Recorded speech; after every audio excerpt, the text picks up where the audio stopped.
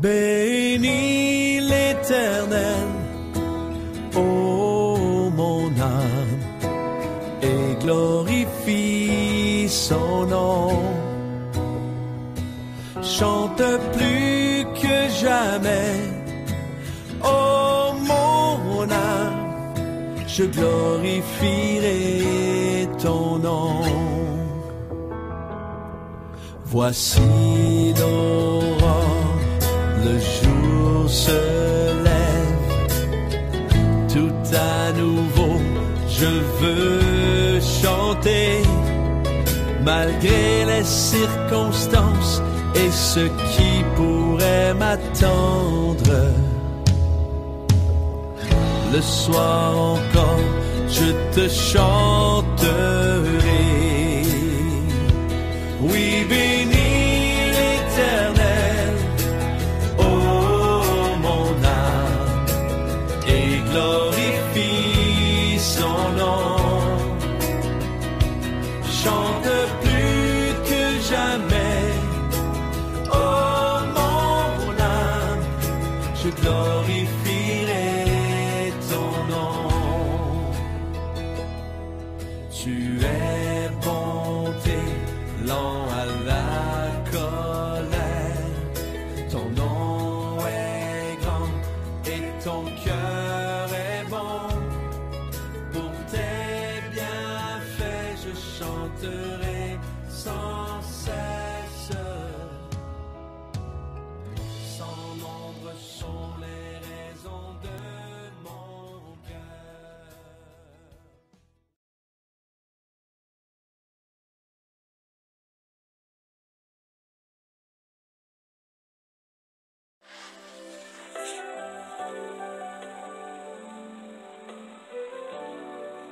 Vamos a quedarnos con los brazos así en alto. Es un buen momento para rendirnos al Señor. Bonjour et bienvenue sur la chaîne intitulée, la chaîne appelée Stop au catholicisme. Stop au catholicisme. Le thème que j'aimerais toucher avec toi ce matin s'intitule Les mensonges de Satan autour de la figure de Marie. Les mensonges de Satan autour de la figure de Marie. Mon ami, je m'appelle Paul Tani Nduna. Je suis un ancien catholique. Je viens d'une famille catholique zélée et pratiquante. Une famille qui vraiment pratique le catholicisme. Donc j'ai grandi dans le catholicisme. On était zélés. Et chez nous à la maison, on me choisissait souvent pour diriger les prières où on faisait le chapelet pratiquement tous les soirs avant d'aller dormir. Donc on me choisissait souvent pour conduire la prière et on faisait le chapelet. J'ai fait 6 ans de catéchisme à l'église, à la paroisse Saint-François d'Assise à Brazzaville. La paroisse Saint-François d'Assise à Brazzaville. J'ai fait 6 ans de catéchisme à l'époque où le père Jean Morizur était le curé de la paroisse. J'ai été dans la même paroisse, j'ai été choriste. Dans la même paroisse, j'ai été enfant de chœur sous la direction du père curé qu'on appelait, qui est décédé déjà, qui s'appelait Jean Morizur. Donc j'étais servant de chœur, j'étais enfant de chœur. Et chez les enfants de chœur, j'étais premièrement aspirant, ensuite je suis passé sérophéraire et j'allais pour acolyte lorsque j'ai cessé de servir dans les messes. Alors je me suis intégré dans la chorale Daniel Brottier. Donc j'ai chanté à Saint-François d'Assise dans la chorale Daniel Brottier. Beaucoup de gens Beaucoup de gens se souviennent de moi, beaucoup de gens me connaissent. Ceux qui ont été avec moi à Saint-François d'Assise. Ils savent jusqu'à quel point j'ai été catholique. Les gens savent jusqu'à quel point ma famille, enfin ceux qui connaissent ma famille savent jusqu'à quel point nous sommes catholiques. Écoute-moi bien, mon ami. Si moi j'ai rejeté l'Église catholique, si j'ai vomi la doctrine de l'Église catholique, ce n'est pas le fruit d'un hasard, mon ami. Et donc, le but de mon message, ce n'est pas pour critiquer l'Église catholique, ce n'est pas pour condamner l'Église catholique, mais c'est bien plutôt pour amener le catholique à découvrir la vérité et à se détourner des mensonges du diable qui conduisent en enfer. Comme je l'ai dit au début de mon témoignage, nous étions une famille très zélée. Même moi-même, j'étais zélé.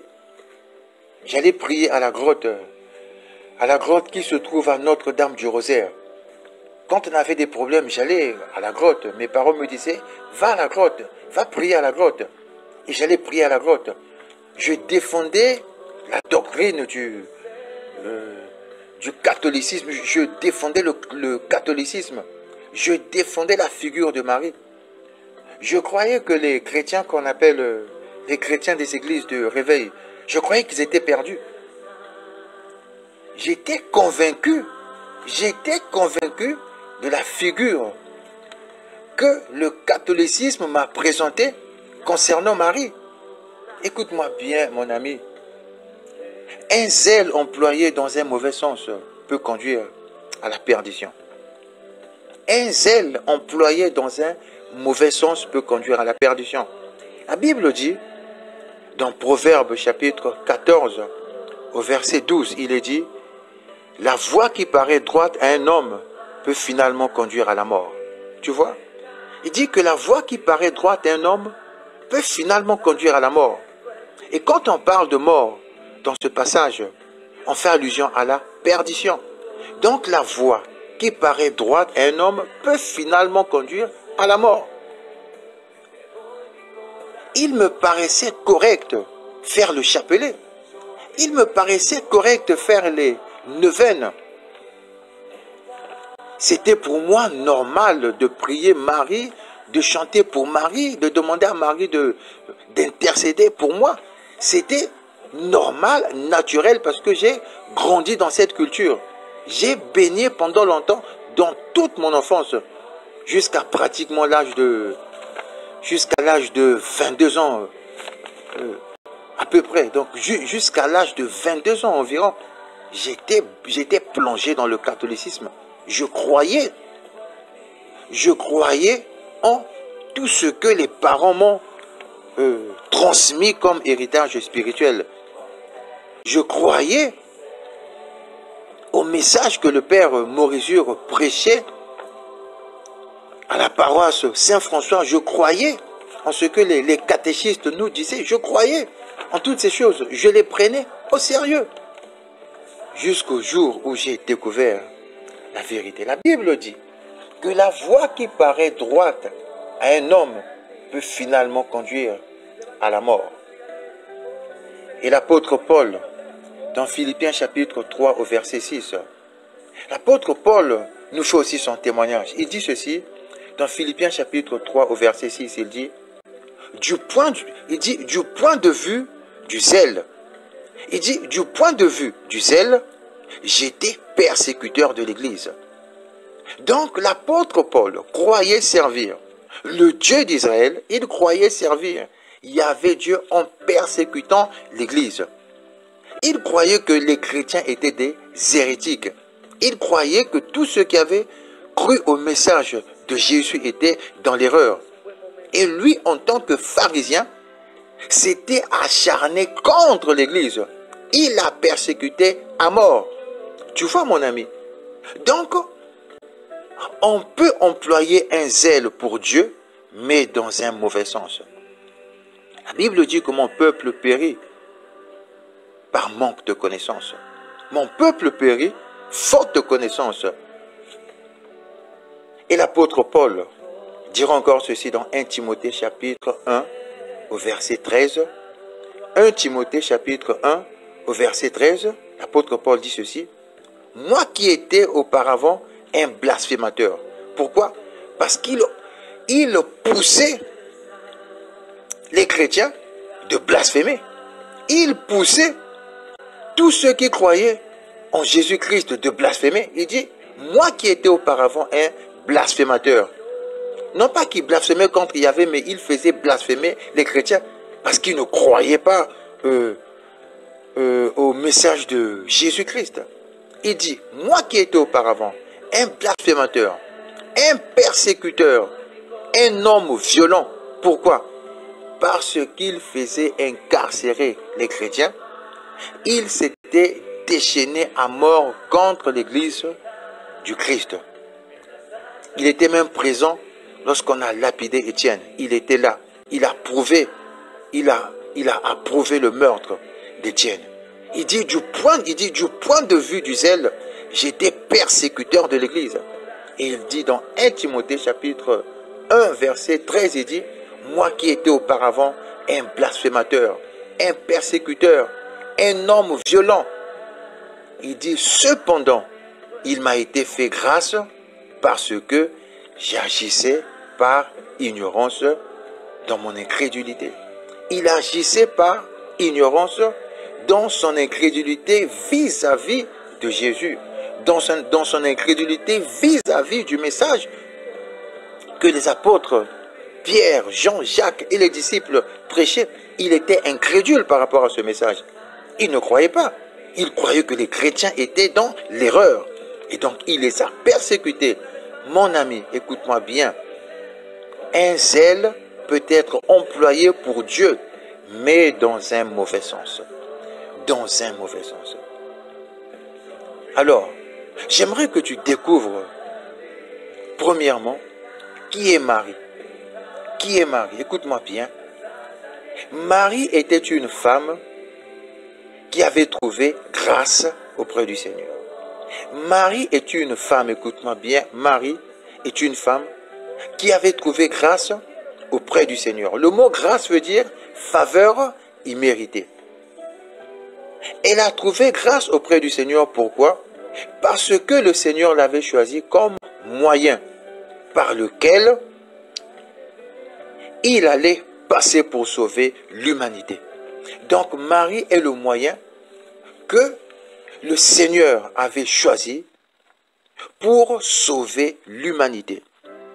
Et ce choix était motivé tout simplement par une grâce, une décision que Dieu avait prise. Il dit, je fais miséricorde, à qui je fais miséricorde, j'ai compassion de qui j'ai compassion.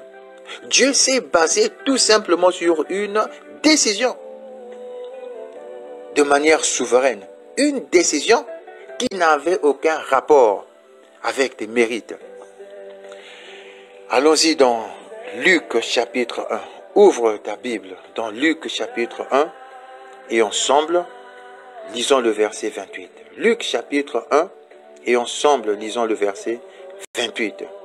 Il est dit, l'ange entra chez elle, c'est-à-dire chez Marie. L'ange entra chez elle et dit, je te salue à toi, il dit, je te salue, toi à qui une grâce a été faite. Le Seigneur est avec toi. Tu entends? Il dit, je te salue, toi à qui une grâce a été faite. Ça veut dire, toi qui as trouvé quoi? Toi qui as été choisi tout simplement parce que Dieu a pris une décision. Dieu a pris d'une manière souveraine une décision de passer par toi. Grâce, une faveur imméritée. Toi à qui une grâce a été faite. Ça veut dire une faveur imméritée a été accordée. Toi à qui une grâce a été faite. Écoute-moi bien. La virginité en Israël était stipulée par la loi de Moïse. La loi de Moïse ordonnait aux jeunes filles de garder leur virginité jusqu'au mariage. Donc ce n'était pas quelque chose d'exceptionnel, c'était une ordonnance stipulée par la loi de Moïse. Il y avait plusieurs vierges il y avait plusieurs vierges en Israël. Mais c'est la seule vierge sur laquelle le Seigneur avait porté son regard d'une manière souveraine, non pas en se basant sur des critères de mérite. Ça n'a aucun rapport avec les critères de mérite, mon ami. Aucun rapport avec les mérites. Toi à qui une grâce a été faite. Donc Marie est une femme qui a trouvé grâce auprès du Seigneur. Une femme qui a reçu de Dieu une faveur qu'elle n'avait pas méritée.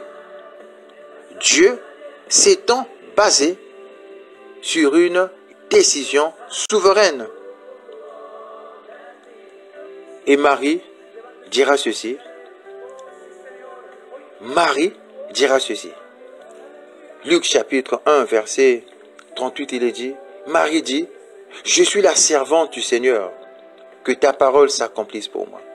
Je suis la servante du Seigneur. Écoute-moi bien. Elle dit, je suis la servante du Seigneur, que ta parole s'accomplisse pour moi. Donc Marie a cru au message. Marie a cru au message de Dieu le Père. Marie a cru au message de Jésus-Christ, le Fils du Père. Elle a cru, elle était disciple de Jésus. Et elle a même connu le baptême du Saint-Esprit au même moment que tous les disciples. Et elle aussi, elle attend, comme tous ceux qui sont morts dans le Seigneur, la résurrection des morts. Il est dit dans Actes chapitre 1, Actes chapitre 1, verset 14, il est dit ceci. Tous persévérer d'un commun accord dans la prière avec les femmes. Il dit tous persévérer d'un commun accord dans la prière avec les femmes, avec Marie, la mère de Jésus, et avec les frères de Jésus. Tu entends? Tous persévérer. Actes chapitre 1, verset 14. On dit tous persévérer d'un commun accord. Quand on dit tous, de qui parle-t-on dans ce passage? On parle des disciples de Jésus. Donc Marie était disciple de Jésus. On dit tous persévérer d'un commun accord dans la prière avec les femmes, avec Marie, la mère de Jésus, et avec les frères de Jésus, et avec les frères de Jésus, et avec les frères de Jésus. Donc, Jésus avait des frères. Marie a eu des enfants en dehors de Jésus. Donc, Jésus a eu des frères, on dit, et avec les frères de Jésus. Donc, quand on dit Vierge Marie, quand on dit Sainte Marie, toujours vierge, c'est un mensonge, mon ami. C'est un mensonge, c'est faux. C'est faux. Elle a eu des enfants avec son époux Joseph. C'est seulement Jésus qui a été conçu d'une manière prodigieuse. Mais après cette conception miraculeuse, Marie a mené une vie normale comme la vie de toute femme mariée. Mon ami, quand on dit Sainte Marie toujours vierge, c'est faux, mon ami. C'est une vénération. C'est une vénération qui pousse à l'idolâtrie. Alors, voici maintenant les mensonges qu'il faut rejeter. Les mensonges qui te sont imposés sous forme de dogme. On te dit non, ce sont des dogmes. Pourquoi? Parce qu'un dogme est une vérité indiscutable. Pourquoi? Comme le Vatican a décidé. Le Conseil du Vatican a décidé. Voilà, il faut accepter. Pourquoi? Parce que le pape ou le Conseil du Vatican a décidé et on impose un dogme. Mon ami, il faut rejeter tout ce qui n'est pas biblique. Si tu veux marcher avec Jésus, si tu veux connaître Jésus comme il convient, il faut étudier les Écritures, il faut lire la Bible, il faut vérifier ce qui t'est prêché et enseigné. Alors voici le premier mensonge qu'il faut rejeter de tout son cœur. On dit que Marie n'a pas connu la mort naturelle, sinon qu'elle est montée au ciel. On te dit que Marie n'a pas connu la mort naturelle, sinon qu'elle est montée au ciel. Écoute-moi bien, nulle part dans la Bible, il est dit que Marie est montée au ciel. De Genèse à Apocalypse, il n'y a aucun verset, qui dit que Marie est montée au ciel. C'est un mensonge imposé par le Vatican. Il n'y a que 3 personnes qui nous sont présentées dans la Bible qui sont montées au ciel. La première personne qui a été enlevée, qui est montée au ciel, c'est Enoch. La deuxième personne qui est montée au ciel, c'est le prophète Élie. Et la troisième personne qui est montée au ciel, c'est notre Seigneur Jésus-Christ qui est assis à la droite de Dieu le Père Tout-Puissant. Donc il n'y a que 3 personnes qui, dans la Bible, sont montées au ciel. Enoch, Élie et Jésus. Enoch, Élie et Jésus. Et puis, la montée au ciel de Enoch et d'Élie sont une figure de l'enlèvement de l'Église. Une figure de l'enlèvement de l'Église. Car depuis que l'homme a péché, à cause du péché, notre corps retourne à la poussière, mon ami. Le Seigneur a dit à Adam, tu es poussière. Il a dit à l'homme, tu es poussière et tu retourneras à la poussière. Donc Marie est retournée à la poussière comme tous les êtres humains qui connaissent la mort naturelle. C'est faux, mon ami. Marie n'est pas montée au ciel. Le deuxième mensonge de l'Église catholique qu'il faut rejeter est celui-ci. Le couronnement de la Vierge Marie au ciel. Le couronnement de la Vierge Marie au ciel. Et on nous dit, Sainte Marie, Reine du ciel. On nous présente Marie comme étant une reine du ciel. C'est faux, mon ami. La reine du ciel est une déesse païenne que même les Juifs avaient commis l'erreur d'adorer à l'époque de Jérémie. La reine du ciel, écoute-moi bien, la reine du ciel est une déesse païenne. Autrement dit, un esprit impur. Ce n'est pas Marie, la mère de Jésus, c'est faux. Elle n'a aucun rapport avec la reine du ciel, c'est faux. Dans Jérémie chapitre 7 au verset 18, il est dit ceci. Jérémie chapitre 7, au verset 18, il est dit, les enfants ramassent du bois, les pères allument le feu, et les femmes pétrissent la pâte pour préparer des gâteaux en l'honneur de la reine du ciel. Tu vois, en l'honneur de la reine du ciel. Et verser des offrandes liquides en l'honneur d'autres dieux, de sorte qu'ils méritent. Donc, lorsque tu pries Marie, reine du ciel, tu irrites Dieu, mon ami. Elle n'a jamais été couronnée reine du ciel, c'est faux. C'est une figure que Satan lui a collée, mon ami.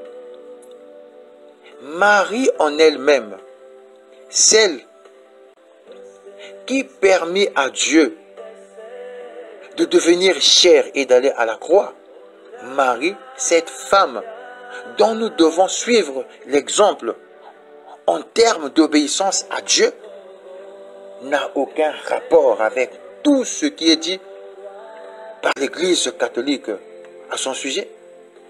Elle n'a aucun rapport avec le couronnement. Elle n'a aucun rapport avec ce couronnement. C'est faux, mon ami. Et le deuxième passage de la Bible qui nous parle de la Reine du ciel, c'est Jérémie chapitre 44, verset 18. Jérémie chapitre 44, verset 18. Et ensuite tu as Jérémie chapitre 7, verset 18, où on nous parle de la Reine du ciel, une divinité païenne.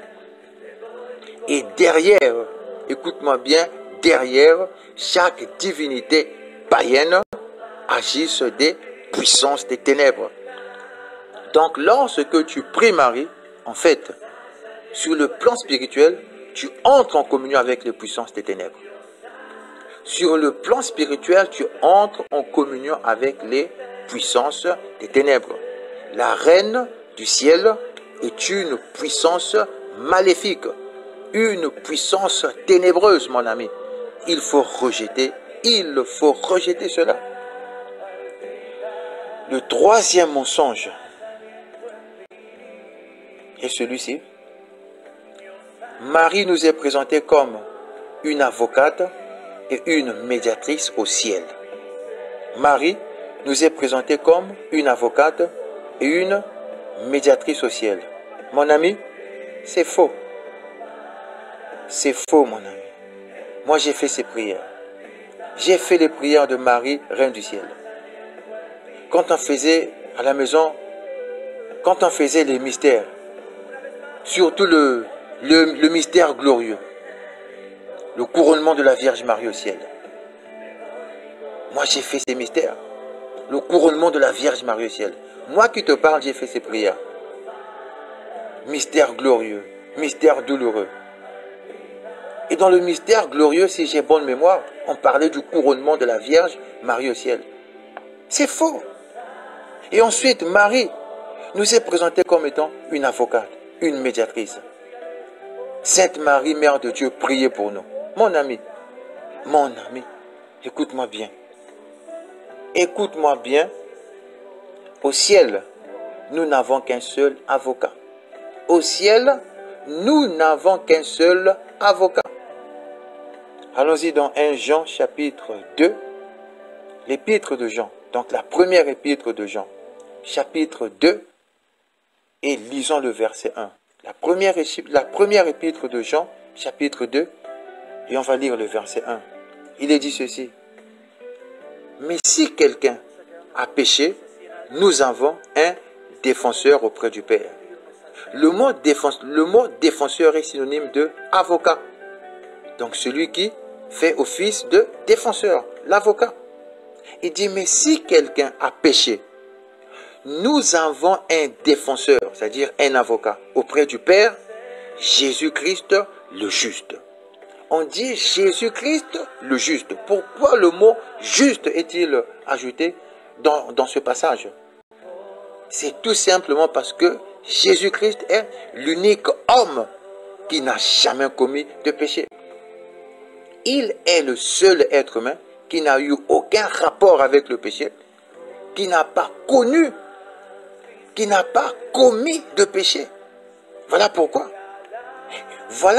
il est le seul approprié pour défendre le pécheur. Pourquoi? Parce qu'il est innocent devant Dieu. Écoute-moi bien, il n'a pas connu de péché. Il n'a pas fait l'expérience du péché. Tout ce qu'il a fait, c'est de porter nos péchés. Il a porté nos péchés.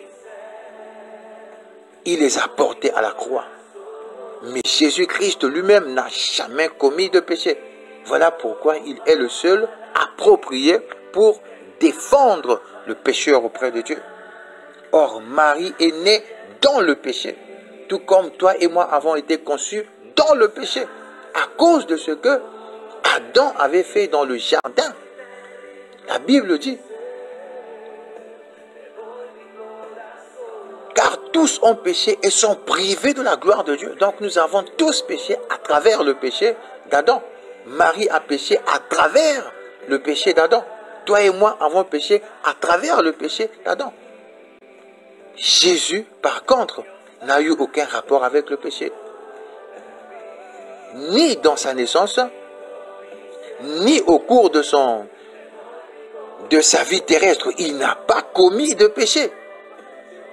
Il a au contraire porté nos péchés. Il a fait l'expiation de nos péchés.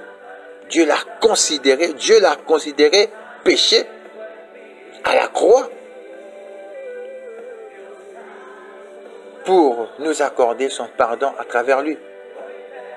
Et pour se réconcilier, pour nous amener à la réconciliation. Donc, au ciel, nous n'avons qu'un seul avocat, c'est Jésus-Christ le juste.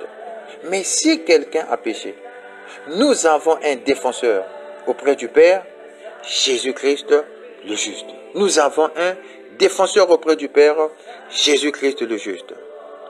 Et dans 1 Timothée chapitre 2, verset 5, il est dit, en effet, il y a un seul Dieu et il y a aussi un seul médiateur entre Dieu et les hommes.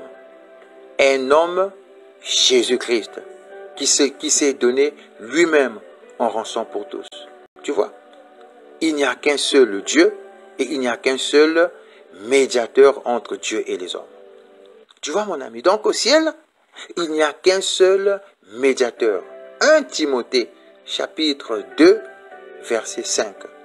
1 Timothée chapitre 2 verset 5. En effet, il y a un seul Dieu et il y a aussi un seul médiateur entre Dieu et les hommes, un homme, Jésus-Christ, qui s'est donné lui-même en rançon pour tous. Mon ami, entre le Père et les hommes, il n'y a qu'un seul avocat, c'est Jésus-Christ. Entre le Père et les hommes, il n'y a qu'un seul médiateur, c'est Jésus-Christ. Et entre Jésus-Christ et les hommes, il n'y a pas d'intermédiaire. La relation est directe. Jésus dit dans Matthieu chapitre 11, au verset 28, il dit, « Venez à moi, vous tous qui êtes chargés et fatigués. » Donc on ne passe par personne, on va directement à Jésus-Christ. Il dit, « Venez à moi, vous tous qui êtes chargés et fatigués. » Venez à moi. Matthieu chapitre 11, verset 28.